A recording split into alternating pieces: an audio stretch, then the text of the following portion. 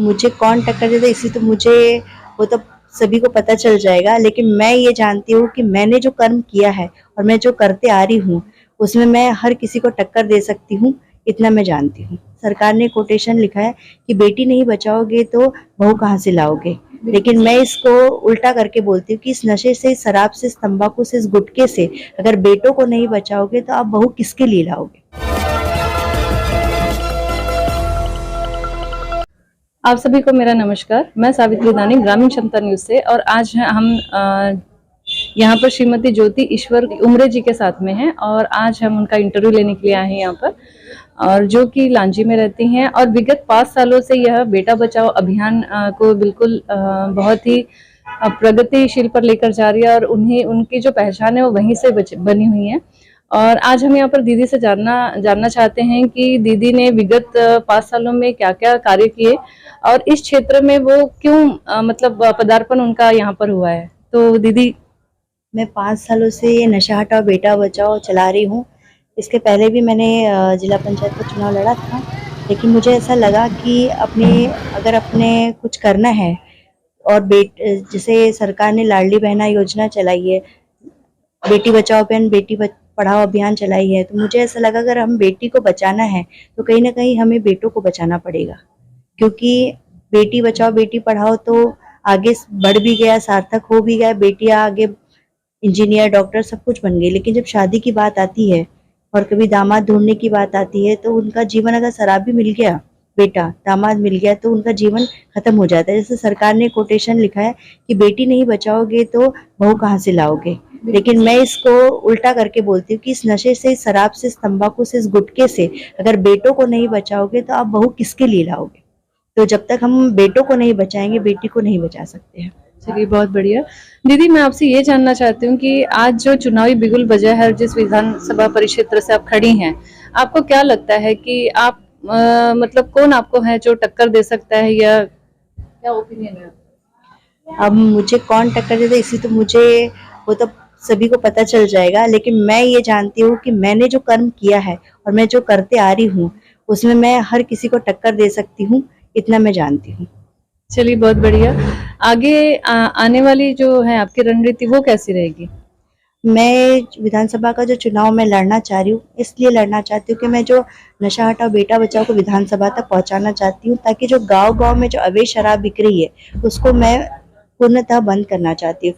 क्योंकि सरकार की भट्टियां है, वो तो लाइसेंस युक्त है, उसको तो हम एकदम से बंद नहीं कर सकते, लेकिन जो गांव-गांव में अवैध शराब बिक रही है उसको तो हम बंद कर सकते। तो उस आवाज को मैं विधानसभा तक पहुंचाना चाहती हूँ।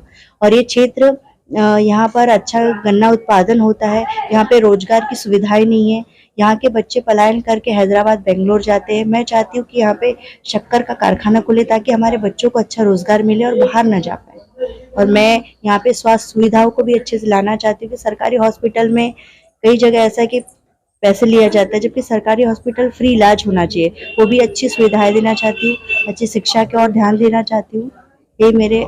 दीदी, आपको क्या लगता है जो पिछले 10 साल से जो कार्य क्षेत्र में है सुश्री हिना कांवरे, क्या उनका कार्यकाल कितना अच्छा रहा, या उन्होंने कितने विकास की गंगा बहाई है?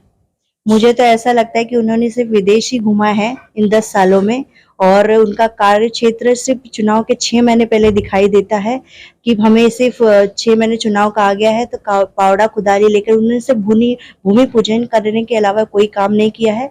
और उन्हें 2018 के चुनाव में घोषणा पत्र उनका आया था, जिसमें लिखा था उन्होंने कि अगर आप मुझे चुनाव जिता कर लाते हैं तो मैं शराबबंदी करवाऊंगी पूरे प्रदेश में। लेकिन आज तक उनका वचन का उन्होंने पालन नहीं किया, अधूरा है। और आज तक उन्होंने 10 सालों में मुझे लगता है कि लांजी क्षेत्र का ऐसा कोई विकास नहीं हुआ है।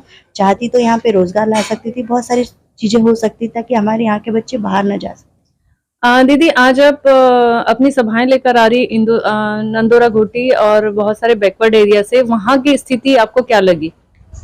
स्थिति बहुत अच्छी है, और हर महिला जो मेरा मुद्दा लेकर चल रही हूँ, नशा हटाओ बेटा बचाओ और एक वोट शराबबंदी के लिए, उससे महिलाएं बहुत प्रताड़ित है। और मुझे लगता है कि एक वोट शराबबंदी के लिए इसी में चुनाव जरूर जीतूंगी। बहुत बढ़िया। एक सवाल है, ये जैसे जाति और समाज पर जो चुनाव लड़ा जाता है, तो आपके साथ ऐसी कौन सी कुछ जैसे जातियाँ होती है, गोवारी समाज हो गया, बैगा जनजाति हो गया या कुंबली समाज, ऐसा कौन सा समाज है आपको जो सपोर्ट ज्यादा करता है? सपोर्ट करता है? मतलब अगर मुझे सामाजिक तो तौर पर अगर अपन देखा जाए तो ऐसा कौन सा समाज है जो ज्यादा सपोर्ट आपको कर रहा है? जैसे बाकी क्षेत्रों में अपन ने देखा है कि जैसे मरार समाज किसी और को सपोर्ट कर रहा है, लोधी समाज किसी और को सपोर्ट कर रहा है, क्या आपको भी कोई समाज है जो यहाँ पर बहुत ज्यादा सपोर्ट कर रहा हो? मेरा मानना ऐसा है कि कोई व्यक्तिगत एक समाज से नहीं चुनाव जीतता है, सर्व समाज से चुनाव जीतता है। तो मैं अगर चुनाव जीतूंगी तो पूरे सर्व समाज से चुनाव जीतूंगी। बहुत बढ़िया और बहुत ही अच्छा और बहुत ही सटीक आंसर दिया कि सच में अगर चुनाव अगर लड़ा जाए तो जातिवाद पर नहीं लड़ा जाता है। चुनाव सभी को देखते हुए समरसता के आधार पर चुनाव लड़ा जाता है और जीत उसी की होती है जो सबके दिलों पर राज करता है। अभी आप जैसे दौरा करके आए, अभी आप प्रचार करके आए, तो जो अपने बेटा बचाओ अभियान में जो मेहनत किया, काम किया आपने लोगों के लिए, जनता के लिए, जी, तो वो लोग आपके लिए कितने समर्पित भाव से काम कर रहे हैं, ऐसा कुछ लग रहा है आपको? पूरे समर्पित भाव से। और जब मैं मेरी माता और बहनों से जब मिलती है और जो मुझे प्यार मिलता है, क्योंकि मुझे ऐसा लगता है कि जो मैं काम कर रही हूँ, एक पुण्य का काम कर रही हूँ कि अगर मेरे वजह से अगर किसी एक का भी बेटा अगर बचता है तो मेरे लिए बहुत उसका पुण्य मिलेगा। और इससे जब मैं बेटा बचाओ की बात करती हूँ तो महिलाएं दिल से जुड़ती है मुझसे, और गांव-गांव में जितनी भी बेटा बचाओ की टीम बनी हुई है वो मेरे दिल से, हृदय से और मेरे घर परिवार से जुड़ी हुई महिलाएं हैं। बेटा बचाओ अभियान के जितने भी लोग हैं आपके साथ में और मतदाता लोग, जनता, तो हमारे चैनल के माध्यम से क्या संदेश देना चाहेंगे उनको आप? मैं तो उनसे यही कहना चाहूंगी कि अगर अपने परिवार को बचाना है और अच्छे अपने बच्चों को, बेटों को संस्कार देना है तो अपने बेटों को अच्छे संस्कार दीजिए, अच्छे उनके अंदर संस्कार लाइए, तभी हमारा संकल्प पूरा होगा। और जिस दिन नशा हटा बेटा बचाओ का संकल्प उसकी आवाज विधानसभा तक पहुंचेगी तो मुझे लगता है हर घर का विकास होगा, क्योंकि रोड, नाली, पुलिया से विकास नहीं होता है, ये सिर्फ यातायात की सुविधाएं हैं।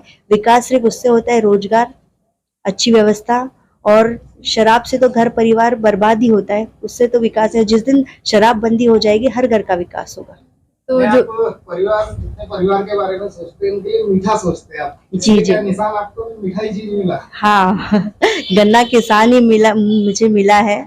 और गन्ना किसान जो मुझे मिला है, मुझे ऐसा लगता है कि मैं यहाँ पे शुगर कारखाना खोलने की पूरी कोशिश करूंगी, ताकि मेरे जो बच्चे हैं, जो मैंने संकल्प लिया, और मेरे बेटे हैं, वो बाहर पलायन करके ना जाए, और यहीं अगर फैक्ट्री खुल जाती है तो उनको रोजगार मिलेगा। और यही मिठास मैं सब जगह पहुंचाना चाहती हूँ। बहुत बहुत धन्यवाद दीदी, आपका इतना कीमती समय आपने दिया, अपने प्रचार को छोड़कर हमें इतना कीमती वक्त दिया, उसके लिए बहुत बहुत धन्यवाद।